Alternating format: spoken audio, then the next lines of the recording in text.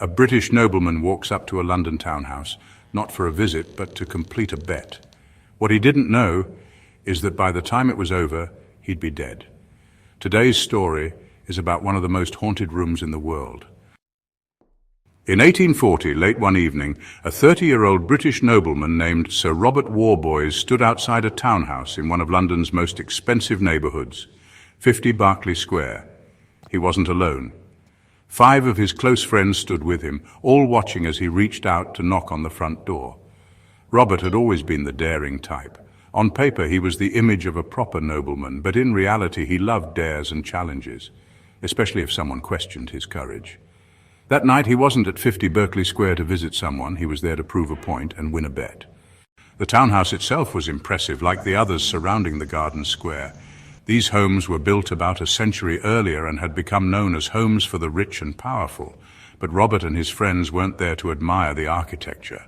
They were there because of what people said about one specific room inside. When the door opened, a middle-aged man named Charles Benson greeted them. He owned the townhouse. Robert knew him casually. They both belonged to the same gentleman's club, but they weren't particularly close. Even though Robert had warned him they'd be coming, Charles still looked surprised and maybe a little uneasy. Charles asked, "Are you sure you want to do this?" Robert replied, "I'm sure." Robert nodded, lightly tapping the pistol on his hip. A few minutes later, the group was sitting inside the dining room.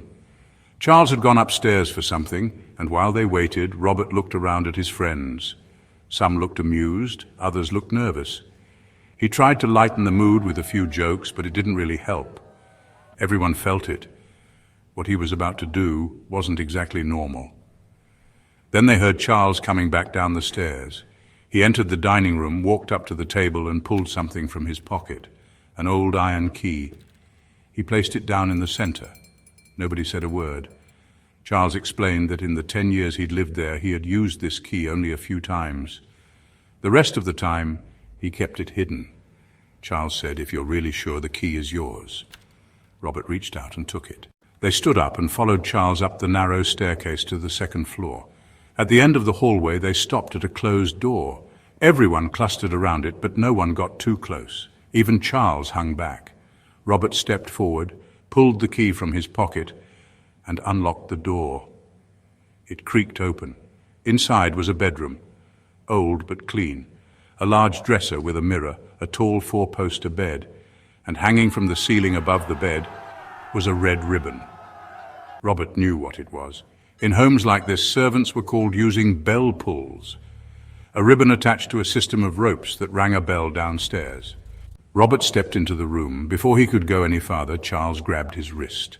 Charles said, "This is your last chance. You can still back out." Robert replied, "I'll see you in the morning." Robert smiled and shook his head. He walked inside, closed the door, and locked it from the inside. Downstairs, Charles showed Robert's friends where they'd be sleeping, in the servants' quarters. He'd dismissed his staff for the night so they could stay there.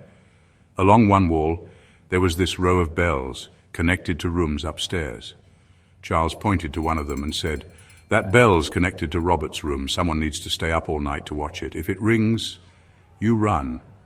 They agreed, a bit nervously. Hours passed. By midnight, the group was still awake, sitting silently, playing cards on the floor. Every few seconds, their eyes would drift to the bell. Then suddenly a scream.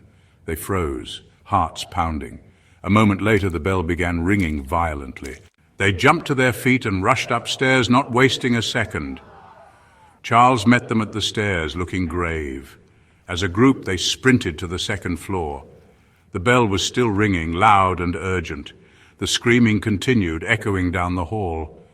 But as they reached the hallway, everything stopped. No bell, no scream, just silence, thick and heavy.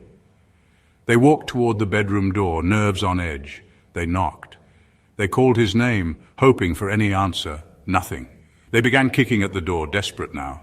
Charles stood back and watched, his face unreadable. Finally, the door broke open. Inside the room, the ribbon had been torn from the ceiling. Robert's pistol was on the floor. A bullet had been fired. It left a hole in the far wall, and Robert was on the bed. His eyes were wide open, his hands were locked in place, still holding the ribbon. His body was rigid. At first they thought he might be seizing, but when they touched him, they realized he was already gone. Later, a coroner would say he died from heart failure, but no one could explain what caused it. But Charles knew the room had a history, one he didn't often speak about. Years earlier, the previous owner had kept his own brother locked inside that very room. The man was violent, unstable, and rarely seen. He died in that room, and after that, things changed. People began hearing strange, low cries at night, coming from behind the locked door, even when the room was empty. Furniture would shift positions with no explanation, but the most unsettling reports came from those who swore they'd seen something inside.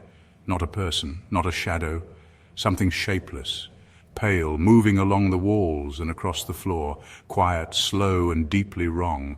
No one knew what it was. They just called it the nameless thing.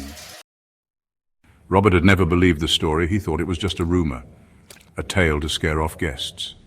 But that night changed everything.